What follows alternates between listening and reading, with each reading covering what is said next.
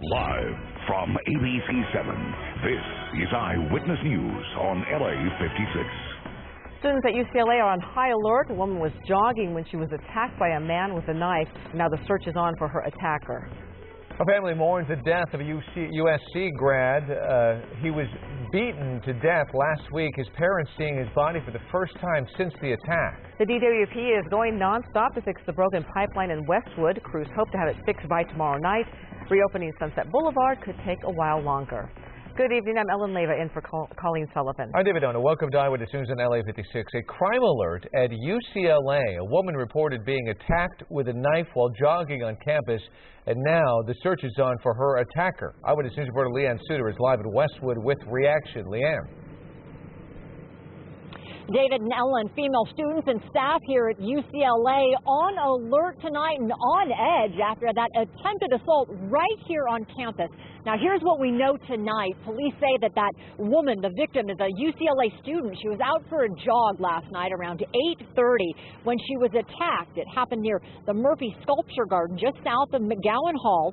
Now, campus police say the suspect, who was armed with a knife, grabbed the victim from behind. Now, luckily, a passerby saw what was happening and yelled, scaring that suspect off. Now, the victim says that the suspect was wearing dark-colored clothing and smelled heavily of alcohol. She suffered several minor cuts to her arm in the incident.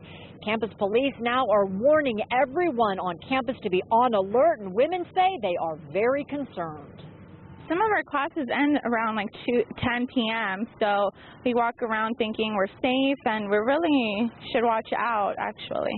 I've taught here for 8 years, and I have never had an incident. I do not feel unsafe. They have a program where you can have an escort requested, and I've used that a couple of times. I tell my students about it all the time. Now, last night's attack comes as the hunt continues for this man, 46-year-old Christopher Mendocino. He's a wanted peeping Tom, who police say has been prowling neighborhoods near the UCLA campus for some time. Now, police say it does not appear that he is connected to last night's attempted attack, but he is someone that they are trying to track down. Back live now here on campus, campus police are urging women to be very cautious, be very aware of your surroundings, and also encouraging them to travel with a friend, especially at night. If you have any information on that suspect, on any other attempted attack, certainly campus police want to hear from you. Live in Westwood, Leanne Suter, ABC7 Eyewitness News. Leanne, thank you. The search is on for a shotgun that fell off an LAPD motorcycle unit in South LA. Police say the gun has vanished, and a search is now underway to find whoever may have taken it.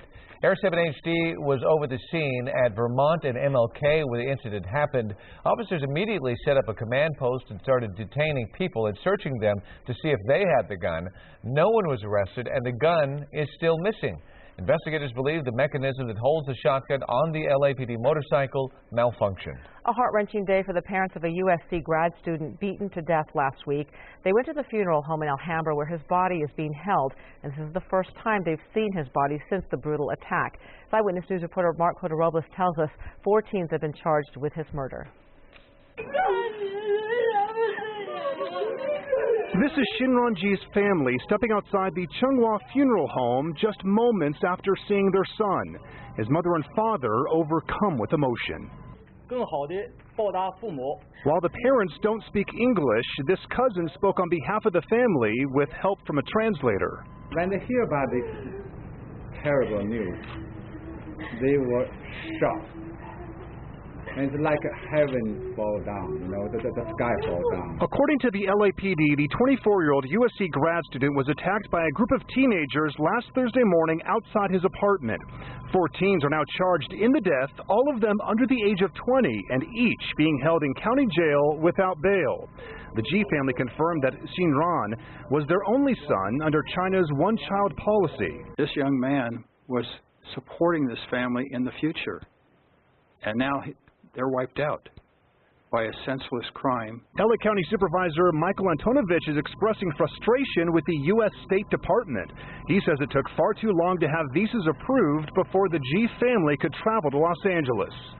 They should have been fast-tracked and the U.S. State Department should have been helping them instead of hindering them. The website for the U.S. Embassy in Beijing says the passport visa system is experiencing technical problems worldwide. The webpage also states that visa processing generally takes 1 week, but can take up to several months. The family's attorney is equally upset for his clients, but his message is for the university. If you do not do enough to ensure the safety of Chinese students, we will have no choice but warn our parents not to send the kids to USC. Shinran Ji went home to China over the Christmas break. According to his family, it was his choice to take summer courses at USC. He was set to graduate next year. Reporting in Alhambra, I'm Mark Cota-Robles, ABC7 Eyewitness News. Caught on tape, a dramatic rescue in the Chantry Flats campground. A woman had to be rescued out of the area after suffering some kind of head injury. She was airlifted to a nearby hospital, but we don't know her condition at this time. This is the third rescue in as many days in the San Gabriel Mountains. The family of a teenager killed by a hit-and-run driver is speaking out. 17-year-old Milton Marquez was struck and killed last night while walking with his brother on Whitsett Avenue in North Hollywood. Police say they were not in the crosswalk. The victim's brother, Daniel Menjivar, is pleading for anyone with information to come forward. They just took off. They took off. It hurt me, It hurt me seeing my brother there. I love my little brother, Menjivar says the hit-and-run driver was street racing. Police say there are indications of that, but they're still investigating. And a funeral today in Hancock Park for a 20-year-old man killed by a lightning strike. Nick Fagnano was swimming Sunday at Venice Beach when lightning struck the ocean. An autopsy report shows he was electrocuted. Fagnano was set to attend USC's Price School of Public Policy in the fall. It was the first fatal lightning strike at a California beach in at least 7 years. Crews are scrambling to repair a massive water main break that flooded part of UCLA campus in Westwood. Crews hope to have it fixed by tomorrow night, but reopening Sunset Boulevard could take a bit longer. Meantime, Poly Pavilion continues to dry out. Soggy carpet has been removed and blowers have been brought in. Officials say the basketball court is showing some signs of buckling after 8 to 10 inches of water flooded the floor. Hundreds of cars still remain trapped in 2 parking structures that were also flooded. It's been really, really rough. I actually packed up all of my stuff to go home that night, and I actually had to go down in there to save a computer and a couple other things for my car. But all of my makeup, all of my clothes, everything's in my car right now. UCLA has set up a website for people to begin the process of claiming their cars. 960 vehicles still remain in the parking structures. Officials say about half are a total loss. Oscar Hernandez, the former mayor of Bell, has been sentenced for misappropriating public funds in the Bell corruption scandal. Today, Hernandez was sentenced to 1 year in county jail, 5 years of probation, plus community service. He was also ordered to pay $241,000 in restitution to the city. A judge says the former official never should have run for office since he couldn't read English and ended up rubber stamping documents for a corrupt city manager. Tonight, the U.S. and the UN say Israel and Hamas have agreed to a 3-day ceasefire.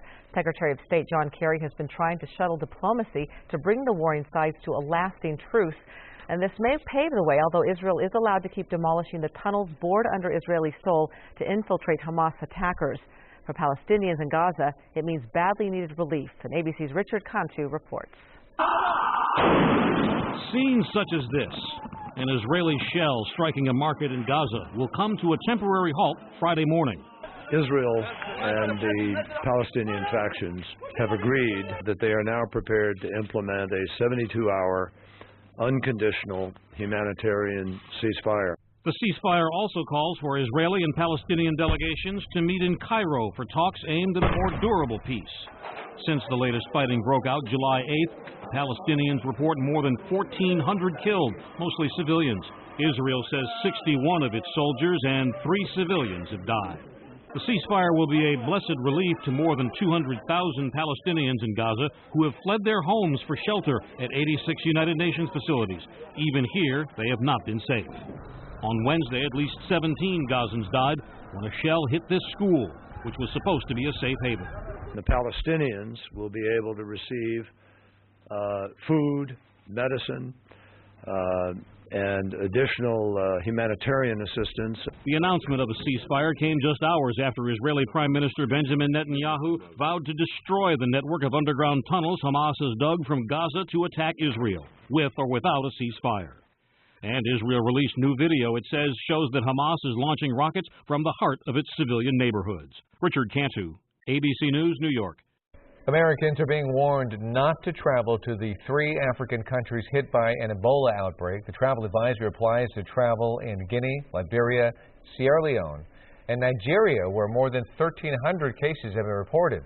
The outbreak has killed more than 700 people since March. Nearly half of the new deaths occurred in Liberia, where 2 Americans are also sick with the Ebola.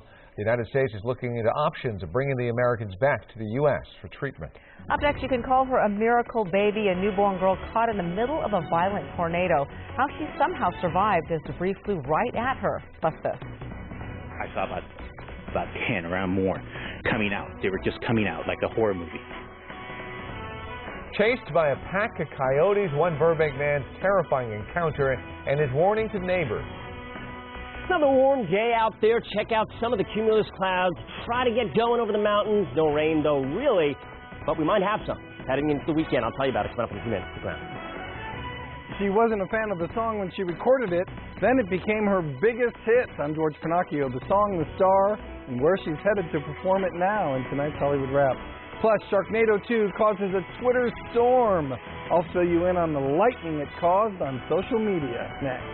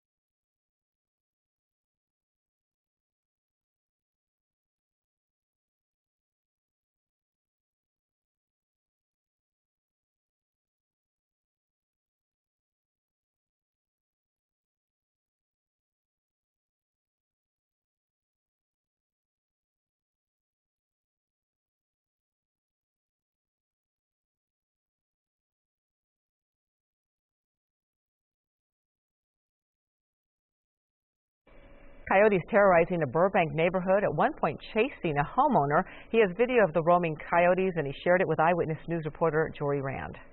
Look at this surveillance video taken earlier this week in the middle of the night. Those shadows moving across Nick Mendoza's Burbank lawn are coyotes, a pack of at least 7 of them crossing through, then doubling back. There was a whole bunch of them running like horses. When there was that pack, and if you had heard the screeching noise, I mean, it was a of some animal being completely taken apart and eaten. You can see a car approach at the top right of your screen. That's actually a newspaper delivery man who steps out of his car just as the coyotes come back. He was so afraid to deliver a newspaper, he stood there, and then he just went to the front lawn, usually goes to the porch. He threw it, and he got out. he did not want to have anything to do with them. That was here on Walnut. Apparently the coyotes had come down from the hills and were running wild, terrorizing the neighborhood. Then it happened again on Wednesday here on 5th Street as Nick was out walking his dog. As I was walking, I saw 4 to 5 coyotes coming at me, and I started pausing. Right after that, I saw about 10, around more, coming out. They were just coming out like a horror movie. Watch as Nick and his dog hurry inside. Just seconds later, 4 coyotes emerged from the darkness just behind him. Nick initially scared them off with a shovel, but they wouldn't leave until he got in his truck and chased them off. I've always seen coyotes. The issue is that they're exhibiting strange behavior. Very strange behavior, predatory. They're in packs now. Nick has called the police, animal shelters, but has yet to be told what to do about this. The animals have as much of a right to be here as we do, considering the situation, because there's lack of water, lack of food probably up there. I mean, if you were in that situation, would you just do about anything for survival? Yeah. That's exactly it's a hard decision. Chances are they're going to probably have to put them down, though, but humans come first. The California Department of Fish and Game advises that you never leave pets or small children outside unattended. They say never feed coyotes, and if one attacks a person, to immediately contact the Department of Fish and Game or the police. Jory Rand, ABC7 Eyewitness News.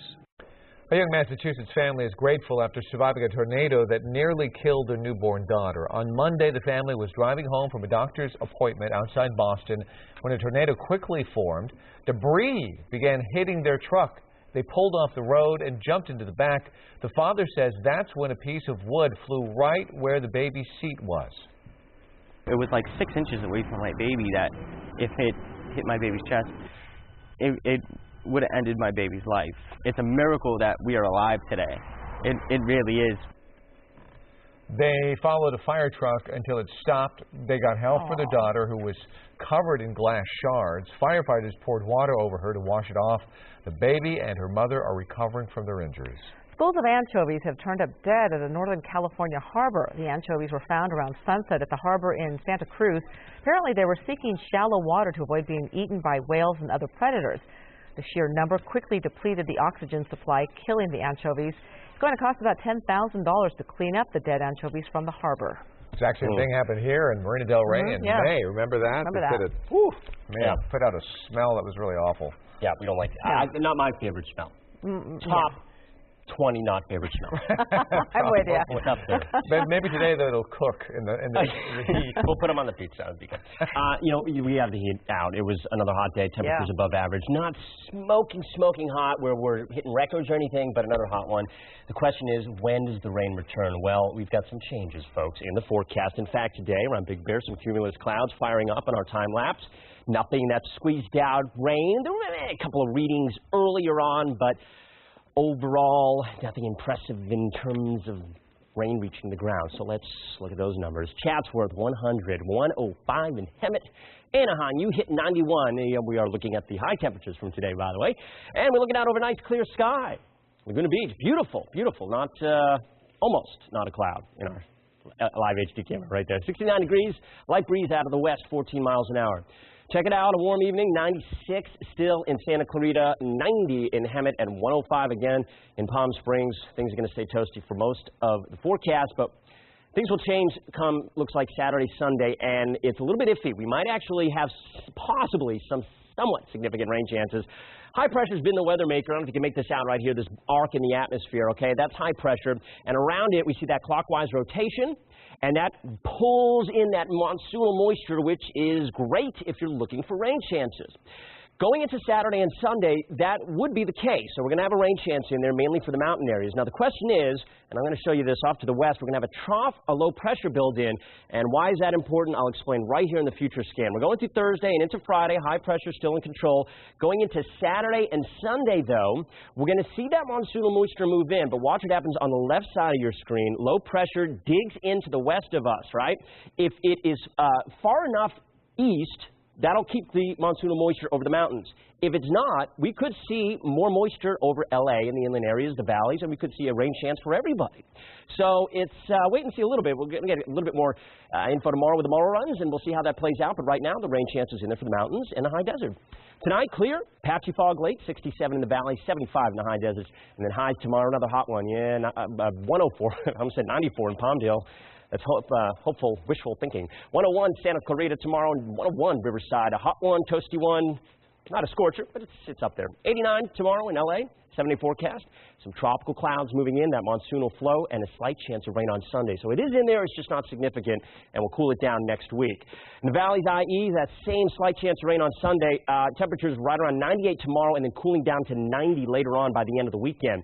Here's where the rain chances are more significant. In the mountains, it looks pretty good for Saturday and into Sunday. Potentially some flash flooding on Sunday with storms firing up, dumping down quite a bit of rainfall per hour at a high rate per hour, high desert again, in the rain chances as well for Friday, Saturday, and Sunday. And again, guys, those rain chances could increase depending on how that big scope of the atmosphere plays out over the next couple of days. We'll have another look at the weather coming up in a few minutes. Back to this.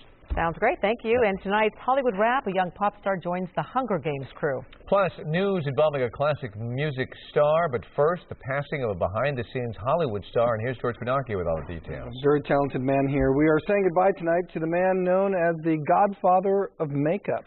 Dick Smith died last night at the age of 92.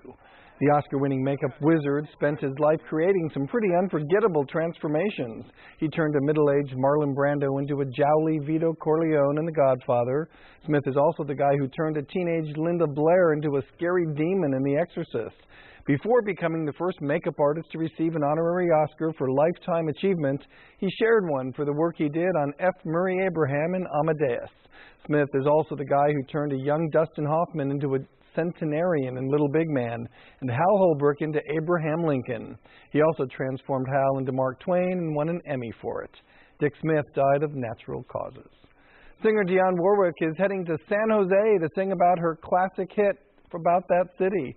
She'll perform Do You Know the Way to San Jose as part of a Sister City conference there on Friday.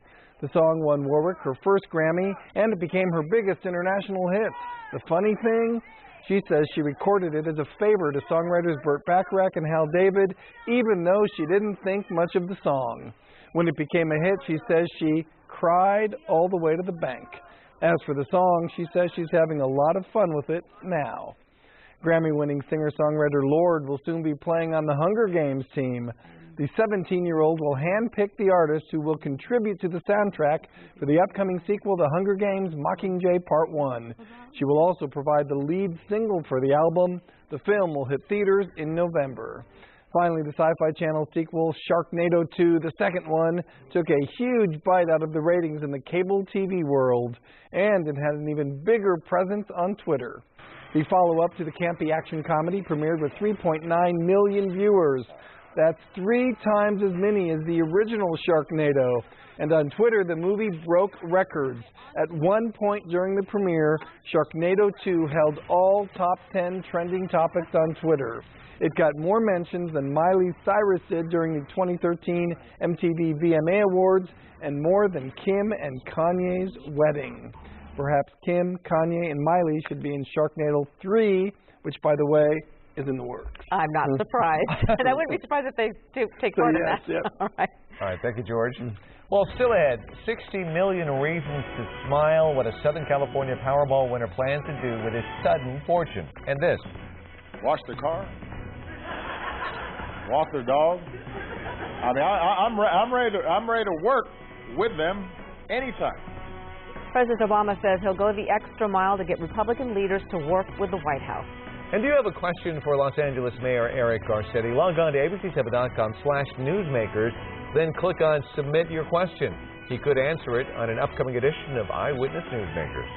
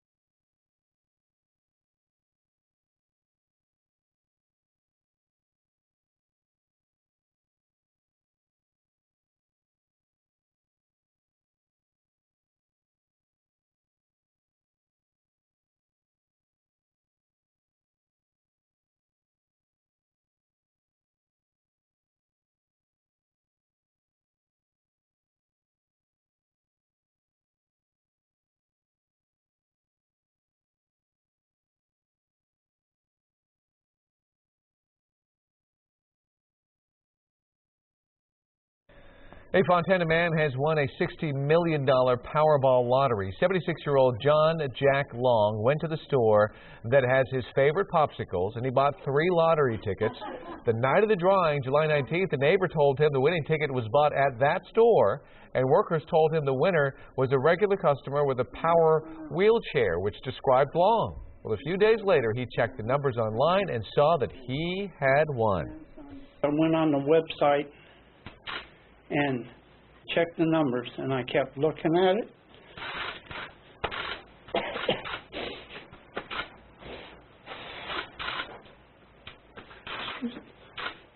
I kept looking at it and looking at it. I could see the numbers, and I couldn't believe it. Long is taking the cash option of about $35.9 million before federal taxes. Good for him. We're updating tonight's top stories next at 8:30. Plus, another death of a child trapped in a hot car, and now police are sending a strong message to all parents. And Caltrans has plans to put toll lanes on the 405, why some drivers say they shouldn't have to pay.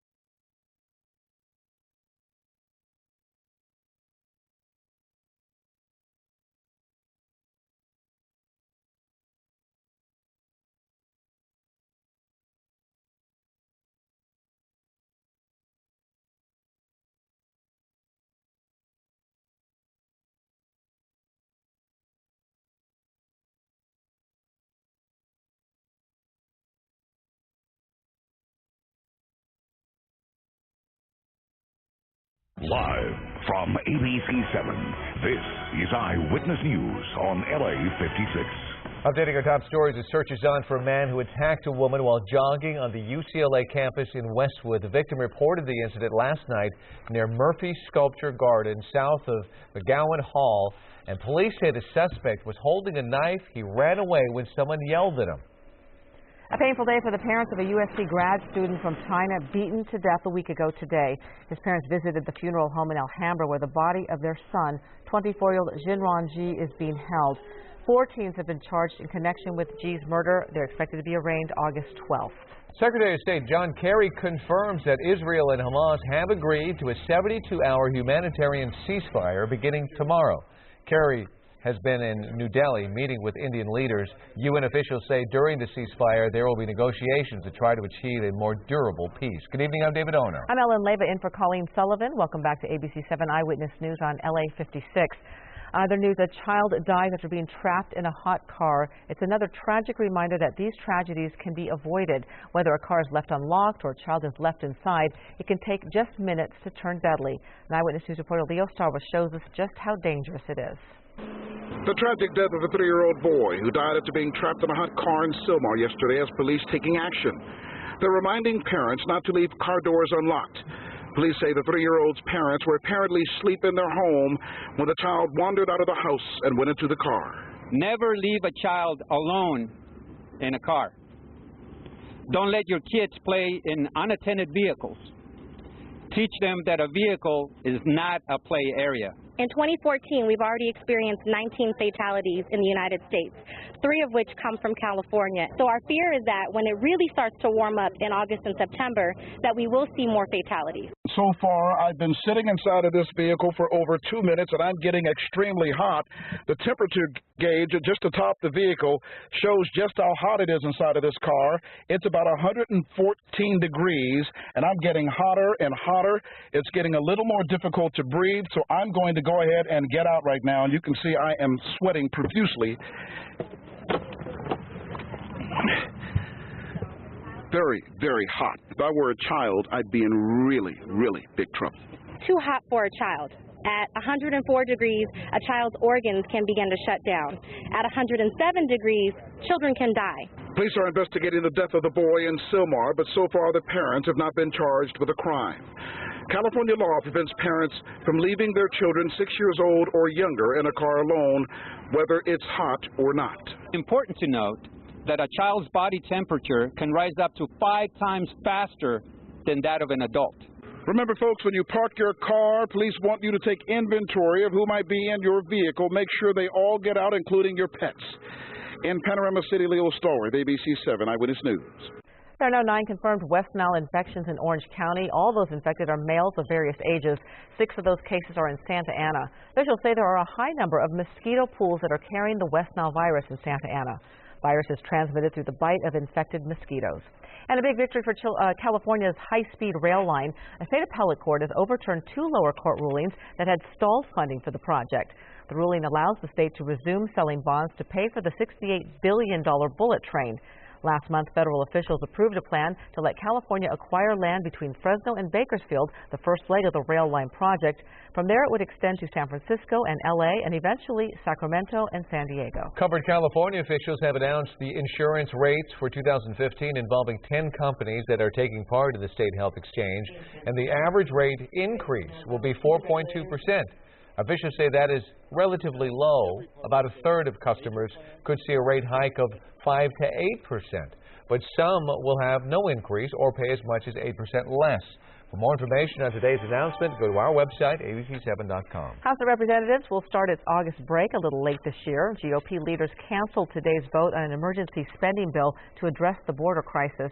The delay is being blamed on a lack of party support. Republican leaders plan to continue talks tomorrow, and meantime, dozens of protesters rallied outside the White House for immigration reform. As you can see, the Park Police get involved and eventually made a handful of arrests. Several LA City Council members are calling on the federal government to do more to help thousands of migrant children. Council members Gil Cedillo, Mitch O'Farrell, and Nuri Martinez and Curran Price represent some of the largest Central American immigrant communities in the country. They're proposing a resolution calling for the humane treatment of all unaccompanied minor children. We want to demonstrate to people, regardless of nationality, that Angelinos are here, we understand, and we're here to help children. O'Farrell will introduce the resolution tomorrow, asking the federal government to provide more aid to help shelter immigrant children and provide them with a greater legal support. Ahead of a 5-week summer recess, President Obama met with members of Congress today to discuss the numerous foreign policy crises facing his administration. It was gridlock as usual, with a number of issues left unresolved. President Obama later signed the Fair Pay and Safe Workplace Executive Order, which requires federal contractors to disclose labor law violations. This comes a day after Republicans in the House voted to sue the president, accusing him of exceeding his authority by issuing executive orders. Anytime Congress wants to do work with me to help working families, I'm right there. Door's always open. More than that, I'll go to them. I'll, wash their car, walk their dog. Well, there was one sign of bipartisanship on Capitol Hill today. Lawmakers from both parties dressed alike for the annual Seersucker Thursday. Strong opposition in Orange County today to toll lane plans announced by Caltrans for the 405 freeway. Orange County Bureau Chief Eileen Frere tells us why voices are being raised against the proposal. Bridget Johnson homeschools her children and travels the 405 freeway every day to get to activities across Orange County. She says she worries about talk of toll lanes. We depend on the freeway, and I absolutely cannot afford a toll road. I mean, I'm having trouble affording the price of gas right now. The concern echoed by local politicians from several cities along the 14-mile stretch of the 405 from Costa Mesa to Seal Beach. About 400,000 drivers use the corridor every day. We want our money going to free lanes. Last week, Caltrans, despite opposition, decided on a plan that adds one free general-purpose lane in each direction, paid for through Measure M, a half-cent sales tax approved by voters, as well as a high-occupancy toll or hot lane. Caltrans says it would combine with the existing carpool lane to create two express lanes in each direction. It's a combination of the two. If you have the right number of people in the car, the required occupancy, it's just like an HOV lane. You get to ride for free. If you put toll lanes in, it's a money grab. Who can afford $10 to $15? Seniors can't afford it. Low-income families cannot afford it. Caltrans says the cost of the tolls has not yet been worked out. It also denies any Measure M money will be used to pay for the express lanes. We just don't know where those funds are going to come from at the moment. While Caltrans says it tries to find a way to pay for its plan, it insists the hot lanes will allow about 2,300 more vehicles per hour during peak hours than if it added just one free lane in each direction. Well, it's going to reduce the trip time, because remember, anybody that's in one of these two lanes is taking a vehicle out of the general purpose lane, so it benefits everybody. I would say to the people of Orange County, you're informed, you're intelligent, you're affluent. Stand up and have your voices heard. Now, officials say that $1.3 billion is expected to come from Measure M money. It'll be up to Caltrans to figure out how to come up with the remaining $400 million for the hot lanes. Construction of the free lanes is expected to begin in 2016. In Westminster, Eileen Frere, ABC7 Eyewitness News. A CEO targeted in a shooting at a Chicago high-rise. Up next, what we're learning about the gunman. And he helped lead authorities to a California fugitive in New York City. Find out what's happening with this dog now. Plus, how to catch a thief outside your door, ready to grab those packages you just ordered. I'm meteorologist Jonathan Novak. Here's a time-lapse from earlier today. This is Mother Nature trying to give us rain. Looks like she'll get the chance this weekend, I'll tell you. Coming up in the 7-day forecast, all about that chance.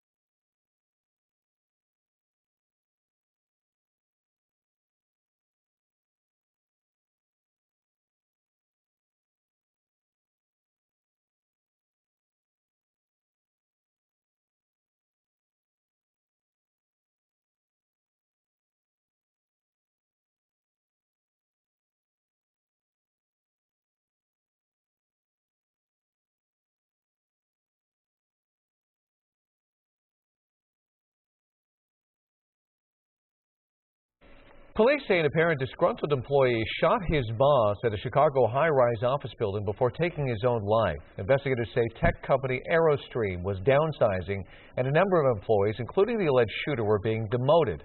Police say Tony DeFrancis demanded a one-on-one meeting with the company's CEO, Stephen Lavoie. During that meeting, DeFrancis pulled out a gun and shot the CEO twice while he struggled for the weapon. Lavoie is currently in critical condition. New York City police say a dog helped play a role in being able to track down an accused child molester wanted in San Diego. Investigators say they got a tip from someone saying Charles Mauser was traveling with a black lab. They say that made it easier to identify the suspect, who later died in a shootout with law enforcement. Police say the canine, whom Mauser called Lucky, appears to be healthy and happy and is staying with other dogs with the bomb squad. He'll soon be reunited with his rightful owner. And thanks to the explosion of online shopping, Americans are getting more and more home deliveries than ever before, a kind of invitation to creative criminals. And ABC's Matt Gutman shows us how one man caught a suspected thief and how you can make sure your package ends up in your hands. He was brazen and maybe just a tad foolish. Watch the alleged thief offering the camera a crisp shot of his face as he swipes this package off Dan Dillon's Indianapolis porch. In it, according to Dillon, a $300 pair of earrings for his wife. Caught on 5 cameras. A crime is a crime, whether you think it's right or wrong and depending on your circumstances, but you just can't steal. Before going to the police, Dillon went to Facebook, posting the video and this message. Any of you Indy Southsiders know this guy? My wife wants her earrings back. It's not just those earrings. This man in Osceola County, Florida, still wanted after casually strolling off, package in hand. And in West Virginia tonight, video of this man allegedly bagging his loot. It's no surprise, as we buy more things online, companies are delivering more packages too, upwards of 35 million every day. Expecting a package you really don't want swiped? Well, some common sense advice. Always send a package to where you think you will be. And this can also help. Both FedEx and UPS offer apps that allow you to change delivery address on short notice, even alert you by text message when a package is about to be dropped off. Or you can do what Dillon did, set up cameras. Almost 10,000 people shared his video in just 24 hours. The cops watched too, nabbing this suspect, Brandon Nelms, the very next day. It was extremely high-quality video, which led to being able to identify the suspect. So maybe it's fitting that for his alleged heist, Nelms wore black and white prison stripes. Matt Gutman, ABC News, Miami. Well, it's a campaign near and dear to our hearts here at ABC7. And today, our very own Alex Michelson and the rest of the Eyewitness News family teamed up with the Girls and Boys Club of America to show kids across California we have their backs. Literally, 100 LA Alliance boys and girls invaded our studio to grab a backpack and celebrate the upcoming school year. The event also served as a reminder that every child needs a safe place to learn and grow. There's so many things going on in the world right now, and it's just a great reminder that there is a strong need to support our kids and change the negative trends that are happening right now for their future. It's cool. We get to play and stuff, and we get opportunity to start our future. Boys and Girls Club rocks. 26 events like this happened in unison across the country today, and in an honor, the KABC7 family would be part of this special day. That's great. Meteorologist Jonathan Novak takes a look ahead to the weekend. That's coming up next. And is it a sheep or a goat? The answer is yes, and we'll explain.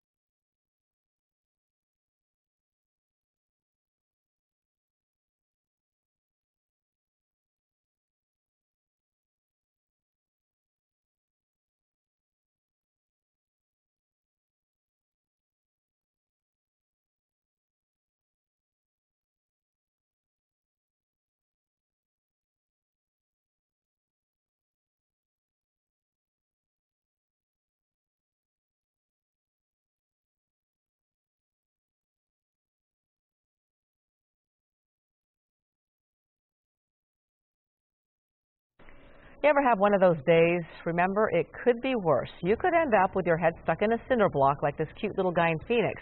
According to his owner, he has a knack for getting into trouble. Then on Tuesday, he ran off and could not be found until the next morning when a neighbor spotted him wedged into that cinder block at the bottom of the wall. He actually looks remarkably calm, all things considered. Firefighters were called in. They carefully broke away the block to get him loose and returned him to his owner. It's kind of like a doggy curious George, always getting True. into trouble. And what do you get when you cross a goat with a sheep? You get this, a geep. Apparently, there's been a little mischief going on after hours at this Arizona petting zoo, and one of the goats ended up with one of the sheep.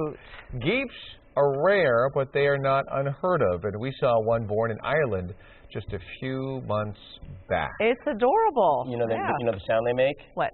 Ab. It's backwards. Oh, okay. Man. Oh, I see. That was good. Thank you, David. I didn't even get a muscle twitch out of that one. That was a tough crowd tonight. All right, we've got rain in the forecast, which is something. Oh man, it's so nice to say. Shower activity could potentially, and I'll tell you why potentially, be somewhat significant over the LA area come this weekend, but at least the mountains. Okay, so we're talking rain in the mountains come this weekend. This is a time lapse. Earlier on, we did have some very light readings showing up on that live mega Doppler earlier today, and these are some of those clouds that produced, if you look here, a little bit of rain. That might even be a little virga, which is rain that doesn't actually reach the ground, it evaporates, but some of that might have been coating the ground, a little bit of sprinkle. Otherwise, it was hot, it was dry. 100 Woodland Hills in Glendora today. 83 Big Bear, 72 right now. A beautiful evening in downtown. We're mostly clear. Not a lot of cloud cover here as we head into tonight, into tomorrow, except at the beach area where we're at Long Beach right now, 73 degrees. Pleasant evening. 80 in Burbank, 69 San Clemente, and 75 in Santa Ana. Those are your current temperatures at the moment. Hey, we have a tropical storm now off to the east. Let me get the stats on this. I think the 45-mile-an-hour winds right now with this storm that is moving, this tropical storm that is moving to the west-northwest. Yeah, I wanted to get that in there. Sorry about that. Get the name, that's Bertha, that just developed. So that's just something to keep an eye on. Doesn't look like it's going to be anything significant as we go in the next few days, and that thing should basically weaken as it heads over the Lesser Antilles and into the Dominican Republic. So we'll keep you posted on that. Otherwise, we have high pressure in control, and that's going to be continuing to be the case over the next couple of days. But here's where we start seeing a change. Off to the west, we're going to have low pressure built in. The question is, as we go through Saturday and Sunday, we're going to get all that monsoonal moisture that we talk so much about this time of year from that high pressure. The question is, will that low pressure keep it at bay far east enough, or will the moisture move into the LA area and the valleys to provide a good rain chance there? Well, we'll see in the 7-day forecast there is a chance of rain for everybody come Sunday. You see here in the future scan that high pressure is hanging around for quite a while, but by Sunday right here, that's the low that I'm talking about. So if it shunts that moisture off to the east far enough, we're going to keep the moisture in the valleys, and you can see that here. Real quick look in the future rainfall. You can see that just at least the clouds thicken up going into late Saturday and into Sunday, so that's at least a change that we'll have going into the end of the weekend. Overnight low 73, Apple Valley 64, and Wrightwood 75, Palmdale a warm start to the end of the week. 90 in Frazier Park for a high tomorrow, 101 Santa Clarita, and a hot one up in the IE right around 100 degrees, your 7-day forecast. Let's check it out, put it all together for you. 89. Beach fog in the morning, and then a chance of rain on Sunday after that tropical moisture comes in. We'll keep it dry for the rest of the forecast in LA with temperatures below average. The valleys, IE, same story. Hot tomorrow, back to close to average on Saturday. Below average after that with a chance of rain on Sunday. And then the best chance of rain on Sunday is the mountain areas. Saturday and Sunday, a chance of flash flooding, in fact. And again, if that moisture gets pushed far enough west, we increase the rain chances as we get closer to Saturday and Sunday, especially for LA. The high desert, chance of rain Friday, Saturday, and Sunday. Temps hovering right around 100 degrees. That's it for me, Dallas. ABC7 at 11. We'll have the latest in the forecast. All right, Jonathan, thank you. You're welcome. There was a huge public outcry after the NFL suspended Ravens running back Ray Rice for just 2 games after alleged altercation with his then-fiancée in February. And today, Rice took questions for the first time since that incident, saying his actions were inexcusable, and he apologized to his wife. But one thing that I wanted to do today was, apologize to my wife. She can do no wrong. She's an angel. My actions that night were totally inexcusable. I made a huge mistake, and I want to own it. I was raised by a single parent, and that was my mother. And, to sit here today and, replay the things that you know, my mom raised me to be. You know, I let her down. I let my wife down. You know, I let my daughter down. The Major League trading deadline has come and gone. Boston pitcher John Lester was dealt to Oakland, while Detroit received Rays pitcher David Price in a 3-team deal. The Dodgers and the Angels, content for their teams, did make a move. The Orioles looking to sweep the Angels out of Baltimore. Tyler Skaggs with a stellar outing for the team from Anaheim. And he kept Baltimore hitless through the first 4 2/3 innings while striking out 7. But in the bottom of the 5th, Skaggs left the game with tightness in his forearm. Bud Norris is 4-0 in 5 starts against the Halos, and tonight another good outing, tossing 7 scoreless innings. Game remains scoreless till the 13th inning, and Albert Pujols finally breaks the seal on the scoreboard. The single brings home Cole Calhoun. The Angels avoid the sweep with a 1-0 win. And diver Grant Nell is looking for answers like, what happened here? Take a look. Ouch. This is an unintentional back flop, as we'll look at it again. And judges at the Commonwealth Games gave him a score of 0. A 0. That sounds harsh, but that's what he got. Kind of shocking since the Australian won a bronze medal in 1-meter diving earlier in the very same competition. That had to hurt a little bit. We've all been there simply walking down the street when something in a store window suddenly catches our eye. Well, today, students from the Fashion Institute of Design are putting their skills to the test to see if they can grab your attention. It is the Saks Fifth Avenue Window Display and Design Contest, and these 3 student teams have 8 hours to build the perfect display and win over the judges. Windows really create that wow factor. They can tell a story. They can create that emotion behind the product. I definitely hope they see like the fashion, especially at the point we're trying to like display as beautiful as we can, and the sleekness of our window, and I just hope it all comes across beautifully. The winner will be offered a 1-day mentorship with Saks Fifth visual team. However, all 3 displays will stay up for 2 weeks so the public can check them out. Well, more news straight ahead here at 8 o'clock. That news coming up on Eyewitness News at 11 o'clock on KABC. Dramatic new video out of Taiwan when natural gas leaks into a city's sewer system, then catches fire, blowing up streets across the city. Plus, Daniel Radcliffe's new movie causes a crowd control problem. How big? Authorities shut down the red carpet at a premiere. Of all these stories and the late-breaking news on Southern California's #1 late newscast, Eyewitness News at 11 on KABC.